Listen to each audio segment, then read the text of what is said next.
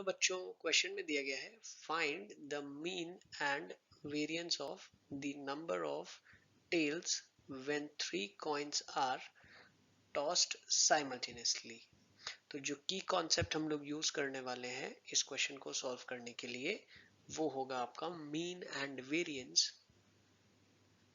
Of random variable.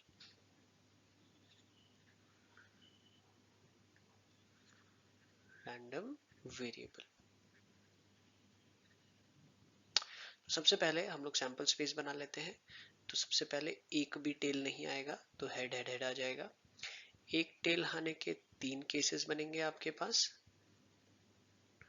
2 tail आने के लिए 3 case, head tail tail, tail head tail, tail tail head और तीनों टेल आने का एक केस। तो सैंपल स्पेस में मेरे पास 3 केस ऐसे आएंगे जिसमें एक टेल होगा, 3 केस ऐसे आएंगे जिसमें 2 टेल होगा, एक केस ऐसा आएगा जिसमें 3 टेल होगा और एक केस ऐसा आएगा जिसमें एक भी टेल नहीं होगा। तो हम लोग मीन वेरिएंस का टेबल बना लेते हैं। तो उससे पहले सबसे पहले कंप्यूटेशन के लिए प्रोबेबिलिटी डिस्ट्रीब्यूशन टेबल बनाऊंगा जिसमें x को डिफाइन करते हैं, let x be the number of tails. तो x में नंबर ऑफ टेल्स होने के क्या क्या चांसेस है, या तो एक भी टेल ना हो, एक टेल हो जाए, 2 टेल हो जाए या 3 टेल हो जाए। P of x is equal to xi का मतलब ये है कि कितने टेल होंगे। जैसे अगर मैं लिखूं P of x is equal to 0, इसका मतलब एक भी टेल नहीं होगा, तो उसके आने की प्रोबेबिलिटी है 1/8। अगर मैं लिखता हूं एक टेल होगा तो इसकी प्रोबेबिलिटी है 3/8। क्यों? क्योंकि 3 is the favourable, 8 is the total outcome. 2 tail आने की प्रोबेबिलिटी 3/8 और तीनों टेल आने की प्रोबेबिलिटी 1/8। नेक्स्ट हम लोग बनाते हैं मीन और वेरिएंस के लिए टेबल।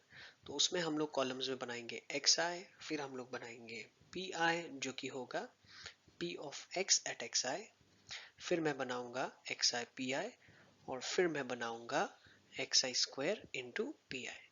तो xi मेरे पास केसेस में बनेगा 0, 1, 2 और 3, मतलब कितने टेल आ सकते हैं।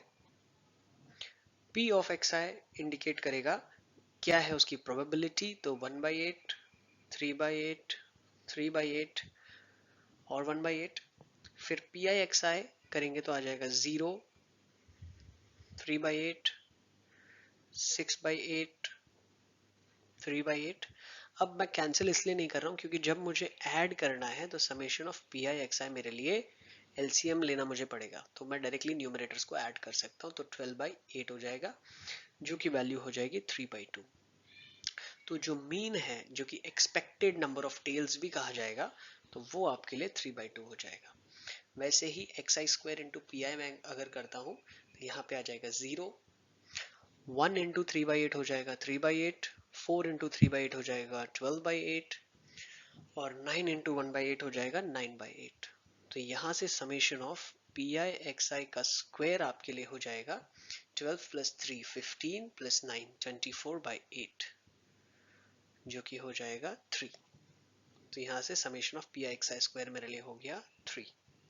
अब मुझे वेरिएंस निकालना है।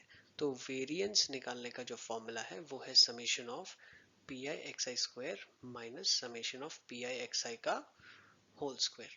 तो summation of P I X I square है मेरे लिए 3 minus summation of P I X I है मेरे लिए 3/2 उसका स्क्वायर। तो ये हो जाएगा 3 माइनस 9/4 जो कि बन जाएगा 12 माइनस 9/4 जो कि मेरे लिए बन जाएगा 12 माइनस 9/4 जो कि बन जाएगा 3/4। तो यहां से जो मेरे लिए वेरिएंस बन जाएगा x का वो बन जाएगा 3/4। तो आई होप बच्चों आपको समझ में आ गया है। तो वेरिएंस मेरा हो जाएगा 3/4 और मीन जो एक्सपेक्टेड टेल है वो हो जाएगा 3/2। All the best.